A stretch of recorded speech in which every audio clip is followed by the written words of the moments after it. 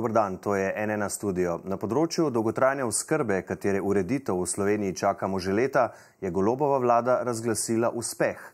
Ne samo to, po besedah ministra za solidarno prihodnost Simona Maljevca je vladno sprejetje zakona največji korak na področju dolgotrajne oskrbe v zadnjih 30 letih. Pa je res, zakaj je vlada kljub drugačnim zagotovilom zakon sprejela mimo ekonomsko-socialnega sveta in to na dopisni seji? Se res tako mudi in kaj se bo dogajalo zdaj, bo zakon spet kje obtičal? V našem studiu sta dva člana ekonomsko-socialnega sveta, njegov predsednik iz Konfederacije sindikatov Pergam, Jako Počivavšek, dober dan, dobrodošli, in predstavnik delodajalcev, izvršni direktor Gospodarske zbornice Slovenije, Mitja Gorenšček, dober dan, dobrodošli. Dober dan. Gospod Počivavšek, začniva midva. Minister je danes nastopil na novinarski konferenci in dejal, bom še enkrat ponovil, da je to sprejetje zakona največji korak na področju dolgotrajne oskrbe v Sloveniji v zadnjih 30 letih. Je res in kako razumete to vladno potezo, da je šla s tem sprejetjem na dopisni seji mimo ekonomsko-socialnega sveta, ki ga vodite? Zdaj, zagotovo je sprememba oziroma nov zakon potreben korak za to, da bi prišli do sistema dolgotrajne oskrbe, ki bi deloval. Prejšnja vlada je sicer zakon sprejela, vendar jaz ocenjujem, da ta, kakršen je bil sprejet, na eni strani v praksi ne bi bil izvedljiv, na drugi strani je pustila v celoti odprto vprašanje dolgoročnega financiranja sistema dolgotrajne oskrbe. Zato so bili popravki zakona nujni. Tisto, kar je seveda tukaj skrajno problematično, je pa to, da ta zakon, ki ga je zdaj vlada na dopisni seji sprejela, ga je pravzaprav sprejela brez neke širše razprave, zelo kratek je bil čas za javno obravnavo. Pogajalska skupina ekonomsko-socialnega sveta se je sicer res 4-krat sestala v zvezi s tem zakonom, vendar ni dobila pravih gradiv. Predloge, ki smo jih imeli, so bili pomanjkljivi, niso vsebovali zadnjih rešitev, tako da je šlo bolj za pogovor kot za pogajanja.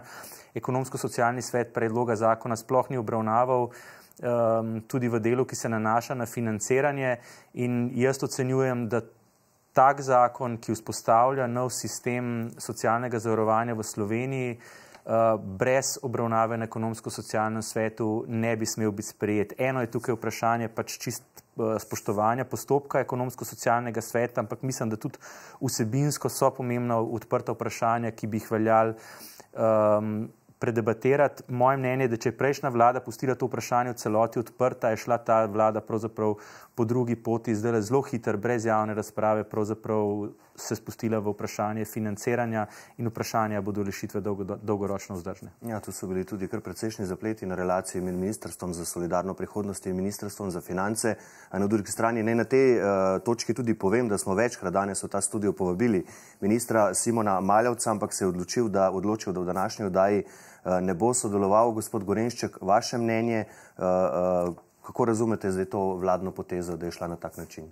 Glejte, prvič, vlado razumem, da ta zakon je potreben, da so v časovni stiski, ampak to ne upravičuje način, na kak je bil ta zakon sprejet. Glavni problem je tukaj procedura. Zakon na ESS-ju sploh ni bil predstavljen, bil nam je predstavljen nek okvir. Zadostili so tistim, mogoče mislijo, minimalnim standardom, čeprav niti temu ne, in zadeve niso imeli pripravljene do take mere, da bi sploh jo lahko uvrstili na sejo ekonomsko-socialnega sveta. Javna razprava je bila že prej kršena, javna obravnava tudi ni vključevala financiranja, ampak samo vsebino, tako da se pravim, tukaj so bile kršitve ena za drugo in ni upravičila za to, da so zadevo mimo vsega uvrstili na vlado in na vladi to tudi sprejeli. Gospod Počivavšek je že nekaj povedal, kaj pa bi vi rekli, kaj je morda ključna razlika, izboljšanje morda v primerjavi z zakonom prejšnje vlade, ki ga je sedanja zamaknila in potem zato dobila podporo tudi na referendumu? Glejte, ne bom rekel ključna vsebinska sprememba. Dejstvo je, da prejšnji zakon financiranja ni obravnaval. Ta je to vključil naknadno po javni obravnavi, vendar mi z načinom, z rešitvijo nismo zadovoljni. Gre se za to, da je to v nasprotju zagotovili, ki so nam jih dali z vrha vlade. Sam predsednik je rekel, da po reformah, ki nas čakajo v letošnjem letu, pričakujemo razbremenitev gospodarstva. Tukaj se pogovarjamo o dodatni obremenitvi, o višanju prispevne stopne, tako da mi se s tem ne moremo strinjati. Ja, minister je danes na novinarski konferenci izpostavil prav financiranje in poglejmo zdaj, kaj je v zvezi s tem povedal. Ja, kar se tiče financiranja, smo vlekli usporednico z obveznim zdravstvenim zavarovanjem in to je bila tista osnova. Vemo, da obstajajo razlike med SP-ji, tisti, ki imajo zelo nizke dohodke in tisti, ki imajo višje. Razumemo tudi ta vprašanja, ampak je to dejansko točka, kjer jo bo treba reševati širše.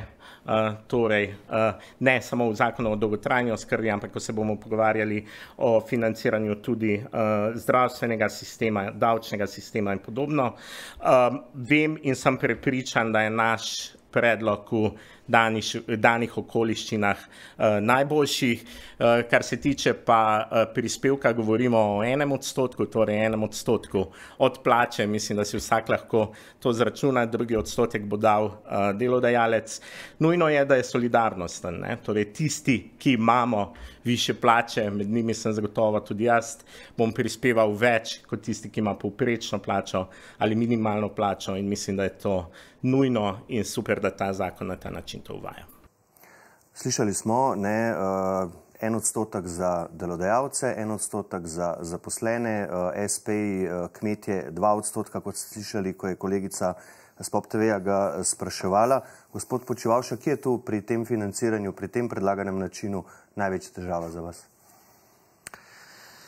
Zdaj, dejstvo je, da če želimo v Sloveniji zagotoviti pravice iz dolgotrajne oskrbe in povečati tudi delež javnega financiranja, se pravi zmanjšati delež financiranja iz žepa, da so za to potrebna dodatna sredstva, o tem ni nobenega dvoma. Tudi v načelu uvajanje novega prispevka, vsaj kar se nas tiče, ni problematično. Problem je v tem, da kako se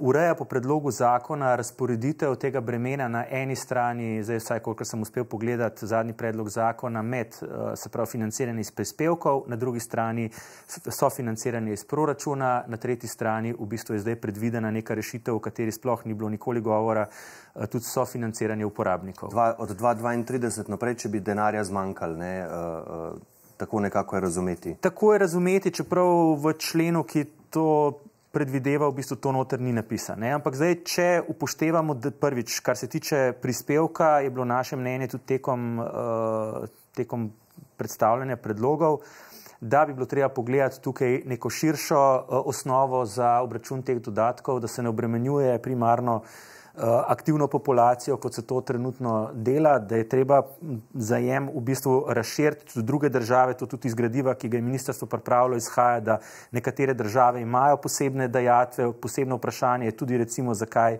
v Sloveniji recimo ni, kar se tiče upokojencev, prispevka, druge države praktično vse to imajo, celo više prispevke imajo za upokojence, pa ne predlagam tega sicer.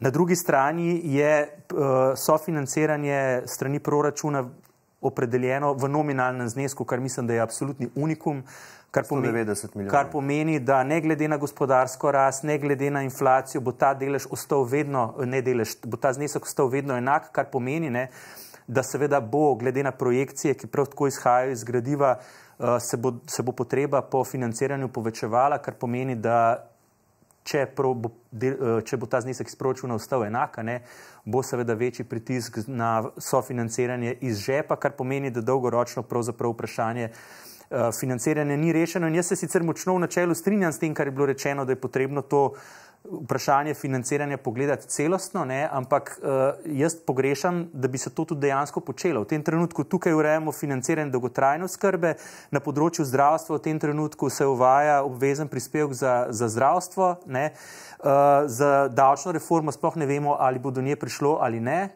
Se pravi, Jaz se sprašujem, kdaj bo prišlo do te širše razprave in do rešitev, ki bodo konsistentne med temi sistemi, ki so močno vsebinsko povezani tudi na točki financiranja. Kje imate vi pri financiranju največ pomislekov, gospod Gorenšček? Prvi pomislek je ta, mislim, da je vlada zbrala napačen vrstni red teh reform, da kraljica reform bi mogla biti davčna reforma, kjer bi nam pokazali razrez, to pomeni, kje rabijo dodatna sredstva, kje predvidevajo obremenitve in kje predvidevajo razbremenitve, seštevek vseh teh plusov in minusov, pa pričakujemo, da bi vseeno bil razbremenitev gospodarstva. To je prvo. Drugo, kar je, starost ni bolezen.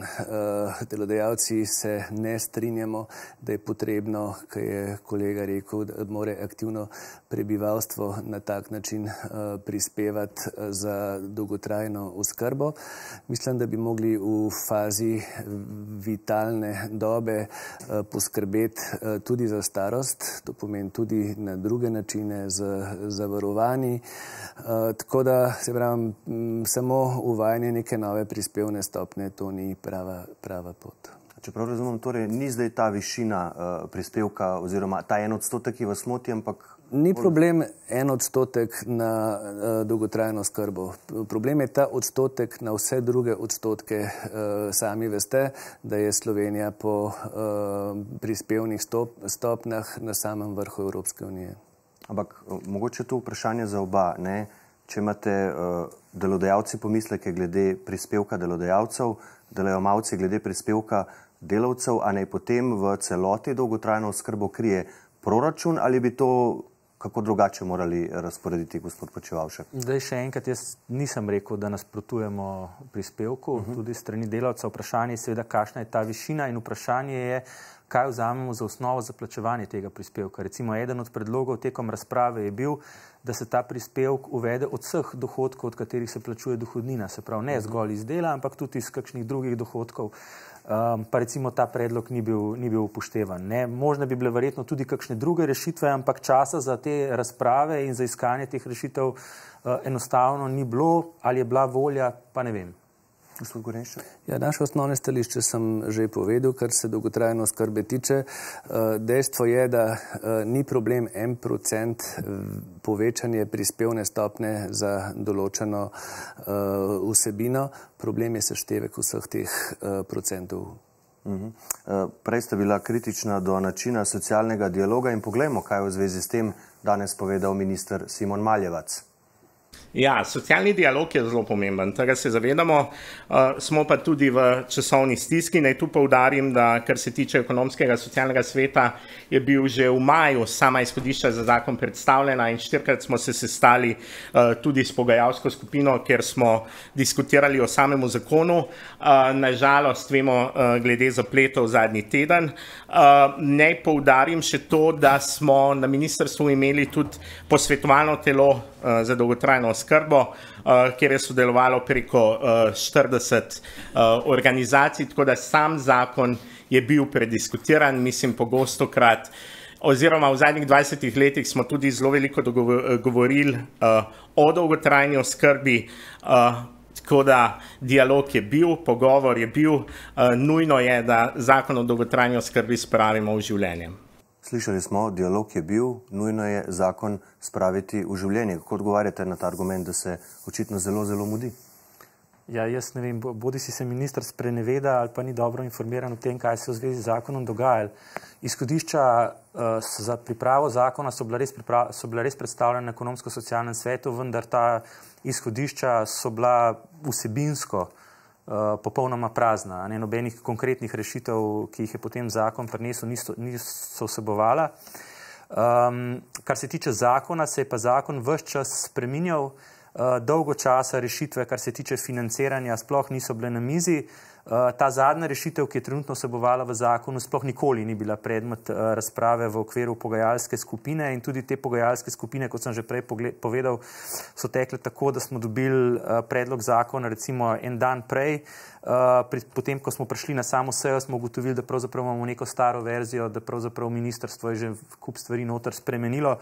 Tako da to pravzaprav ni bil nek dialog in jaz mislim, da tudi ta izgovor, češ se nam je mudilo, moram reči, da jaz ga ne sprejmem, ne nazadnje eno leto je, odkar je vlada nastopila mandat, vedel se je, da bo ta zakon moral biti predmet spremembe, ki ga je sprejela prejšnja vlada, ali bi bil v pripravi na Ministrstvu za zdravje, kjer bi bil prej, ali na Ministrstvu za delo, ali na Ministrstvu za solidarno prihodnost. Mislim, da je bolj vprašanje dogovora in koordinacije med ministrstvi, tako da jaz ocenjujem, da je to izgovor in se mi zdi tak način delovanja nesprejemljiv. Simptomatično je tudi to bi želel poudariti, ker je bilo rečeno, češ zakon je vlada sprejela zato, ker ekonomsko-socialni svet v petek ni bil sklepčen. Jaz mislim, da obstaja zelo velika verjetnost, da tudi če bi prejšnji petek bila seja ekonomsko-socialnega sveta, ta zakon ne bi bil obravnavan, zato ker je prišel predlog širitve dnevnega reda z gradivom šele en dan prej popoldne. Se pravi, niti 24 ur ne bi bilo do obravnave na ekonomsko-socialnem svetu in smisel obravnave ni v tem, da se naredi kljukica, češ zakon smo obravnavali, ampak zato, da razprava na ekonomsko-socialnem svetu da tudi neko vsebinsko dodano vrednost predlogom, ki se tam obravnavajo. A tudi za vas to je izgovor, gospod Gorenšček? Ja, jaz moram reči, da se močno strinjam s predsednikom ekonomsko-socialnega sveta. Dejstvo je, da predlog širitve dnevnega reda je prišel potem, ko so vsi roki bliže pretečeni, da tudi če bi petek seja bila, to ne bi bila vsebina tega ekonomsko-socialnega sveta, da je ta zakon tipičen primer ali pa najhujši primer kršitev v paketu kršitev, ki jih želimo predstaviti tudi predsedniku vlade, zato da na tem področju vzpostavi ponovno nek red, da se bo dalo delati v skladu s predpisi. Dejstvo je, da ekonomsko-socialni svet ima na mizi prav v tem poletnem času ogromno tudi drugih pomembnih zakonov, da si nekateri zadeve predstavljajo preveč po domače in da treba bo spoštovati minimalne standarde. Ekonomsko-socialni svet je pač tisto telo, ki poskuša tripartitno izboljševati zakone. To je njegov glavni namen. Tukaj te priložnosti pač žal nismo imeli, kljub temu, da je bila organizirana pogajalska skupina, ampak tudi dialog na pogajalski skupini ni potekal v skladu s pravili. Bomo šli k socialnemu dialogu še ob koncu. Zdaj me še glede tega konkretnega predloga oziroma zakona zanima, kaj sledi. Zakon gre po nujnem postopku zdaj v Državni zbor. Neuradno je slišati, da bodo tudi amandmaji, torej nekatere spremembe so vas s tem že kaj seznanili, vas bodo v nastajanje teh amandmajev vključili. Kaj pričakujete, gospod Počivalšek? Zaenkrat nimam nobene informacije glede vsebine teh amandmajev. Zdaj, ko je enkrat zakon vložen v Državni zbor in to se je zgodilo, seveda se situacija tudi z vidika socialnega dialoga spremeni. Naš partner v pogovorih ni več vlada, ampak so to pač poslanci, poslanske skupine. Vlada sama neposredno ne more več tudi vlagati amandmaja v tem konkretnem primeru. Mi se bomo verjetno na predlog zakona pač odzvali. Tukaj bi rad poudaril, da pač postopkovno tukaj smo seveda tudi delodajalci na istem bregu, kar se tiče vsebine, verjetno so naši pogledi do določene mere tudi različni. Mislim pa, da ključno, tudi ko bo zakon zaključil to svojo proceduro, bo ključno, kako se bo ta zakon potem v praksi tudi izvajal. Tukaj jaz mislim, da je še precej odprtih vprašanj v tem obdobju, ko se bo postopno uveljavljali posamezne pravice, bo potrebno izgraditi infrastrukturo. Država se ne bi smela izogniti svoje obveznosti s tem, da na koncu reče, tukaj imate začasen denarni prijemek, ker vam ne moramo zagotoviti pravice. Na drugi strani bo treba zagotoviti tudi delovanje na enotnih vstopnih točkah, na centrih za socialno delo. Jaz vidim recimo zagotavljanje ustrezno usposobljenega kadra, tako pri izvajalcih kot pri enotnih vstopnih točkah, enega ključnih izzivov. In če za to ne bo poskrbljeno in ne bodo zagotovljeni pogoji za izvajanje, jaz mislim, da utegnejo biti v praksi še velike težave in jaz upam, da ima tudi vlada tukaj oziroma ministrstvo pripravljene ukrepe, s katerimi bodo zagotovili, da bo ta sistem potem dejansko zaživel, ker ga nujno potrebujemo, o tem pa ne sme biti nobenega dvoma. Kaj pričakujete vi, gospod Gorenšček, zdaj, kaj se bo dogajalo v parlamentarni proceduri? Kakšen mora biti na koncu zakon, da boste z njim zadovoljni, da bo zagotavljal tisto, kar dejansko v Sloveniji potrebujemo? Glejte, dejstvo je, da končno besedilo bo lahko zelo drugačno od besedila, ki bo sprejet na vladi. Občutek imam, da tudi vlada je to zadevo spustila skozi v skladu z nekim zaupanjem in zavedajoč se, da v nadaljnem postopku v zakonodajni proceduri bodo vsaj 2 priložnosti še za ta zakon izboljševati. To je na matičnem odboru in pa na sprejemanju zakona v državnem zboru. Jaz upam, da ta zadeva, da to priložnost bojo izkoristili, tudi mi bomo sugerirali, kaj naj se tukaj spremeni, kaj naj se tukaj popravi. Dejstvo je, da sogovorniki so politika, dejstvo pa je, da so sogovorniki naši tudi stroka, ki nam bojo pomagali oblikovati stališča, ki jih bomo mi potem predložili v državni zbor. Zadeva še ni izgubljena, se pravi, mislim, da smo vsi pod vtisom neke časovne stiske to zadevo ali bili prisiljeni dati z dnevnega reda ali pa so bili prisiljeni temu prikimati, predvsem zavedajoč se, da obstaja še možnosti, da se besedilo spremeni. Ja, zdaj tudi v bistvu zamikajo določene stvari, ne, časovnica 1.1.2024 se zakon začne izvajati, ampak v manjšem delu, potem recimo 1.1.2025 šele vzpostavljena vstopna točka prek centrov za socialno delo, 1.7.2025 dolgotrajna oskrba na domu in e-oskrba, potem pa 1.12. dolgotrajna oskrba v institucijah, denarni prejemek, imate vi tu morda glede teh dodatnih zamikov, ker vemo že, kako je bilo pri prejšnji vladi, ne, so tudi določene, bom rekel, najbolj pereče stvari premaknili v prihodnost, tudi financiranje med drugim. No, zdaj jaz, kar se tiče teh posameznih mejnikov, težko ocenjujem, premalo poznam, kakšno je stanje na terenu. Jaz mislim, da to je na nek način posledica ocene, v kakšnem obdobju je mogoče realno zagotoviti pogoje za to, da te storitve lahko začnejo delovati in sam sistem kot tak. Kot rečeno, jaz mislim, da so tukaj precejšnji izzivi, ne, in mislim, da tista prvotna časovnica, ki je bila predvidena, ki je, če se ne motim, predvidevala nekatere zadeve že bistveno prej, ne bi bila izvedljiva tako zaradi določenih sprememb, ki jih je potrebno uvesti za izvajanje financiranja na Zavodu za zdravstveno zavarovanje, na drugi strani na enotnih vstopnih točkah in ne nazadnje seveda tudi zlasti pri izvajalcih. Tukaj gre tudi za vprašanje postavljanja mreže, da bo tudi zagotovljena dejansko dostopnost do teh pravic, ne glede na to, kjer posameznik prebiva. Tako da jaz mislim, da tukaj bo potrebno tudi potem, ko bo zakon že sprejeta, še kar nekaj korakov, da bo sistem dejansko zaživel v praksi, tako kot bi moral. Seveda tudi na N1 se bomo vsebinsko poglobili v zakon, povabili tudi stroko zraven, torej CSD, skupnost socialnih zavodov in tako naprej. Morda glede na prelomljene obljube te vlade, a vas morda, gospod Gorenšček, nekako ste že prej nakazali, skrbi za socialni dialog? Vemo, da pod prejšnjo vlado v bistvu sploh ni potekal, točno v tem studiu smo se o tem pogovarjali, zakaj je umrl in kako ga obuditi, in zdaj, glede na visoko leteče obljube pred volitvami in glede na to, kar se dogaja zdaj s socialnim dialogom, kaj pravite? Glede, dejstvo je, da situacija je podobna situaciji v prejšnji vladi, ko se je sindikalna stran odločila, da se tega dialoga več ne gre. Mi se zavedamo pomena tega, da smo zraven, da se trudimo oblikovati zakone po meri naših članov, zato ne odstopamo in ne izstopamo iz socialnega dialoga.